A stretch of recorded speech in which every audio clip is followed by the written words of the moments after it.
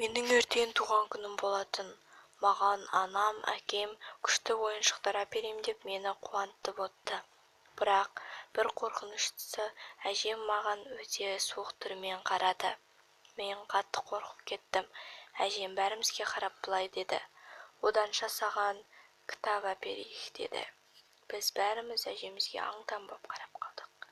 Ертесіне менің туған күнім келді. Анам маған алған сыйлықтарын беріп отты. Маған бірақ көзіме ерекше түскен көк қораптағы сыйлық болды. Оның ішін ашқанда кітап. Және де ода шайтанның белгісі тұрды. Бірден басым айналып, көзім қарауытып, бірден құлап түстім. Көзімді ашсам, анам әжеме қарап ұрсып жатыр екен. Және де әжем маған қайтадан қарап, қорқынышты көздерімен мені одан сайын қорқытты. Түн болды, яғни ұйықтайтын уақыт. Мен ұйықтап жатқанда біреу мені қолымен түртті.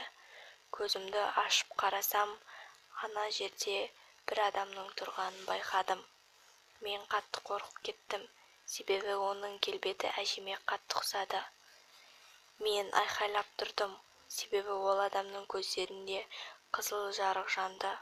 Және де ол адам маған жақындап келе жатқанда мен қозғала алмай тек айқайлап тұра бердім. Жақындап келгенде ол адамның менің әжем екенін байқадым. Мен қорыққанымнан тұрып ата-анама қарай жүгіруге баратқанда әжем қолымнан ұстап қалды. Және де әжемнің арқасында тұрған пышақты байқадым. Есіме анамның әперген ропты түсті де бірден әжеме қарай алдымда лақтырып жібердім. Әжем талып қалды. Мен ата-анама қарай жүгірдім. Және де әкем полицияға қоңырау шалды. Полиция үйге жетіп келгеннен кейін әжемнің артындағы пышақты байқап олар да қорықты. Және де полиция әжемді алып кеткенде әжем маған қайтадан қорқынышты түрмен қарады. Мен қатты қорықтым.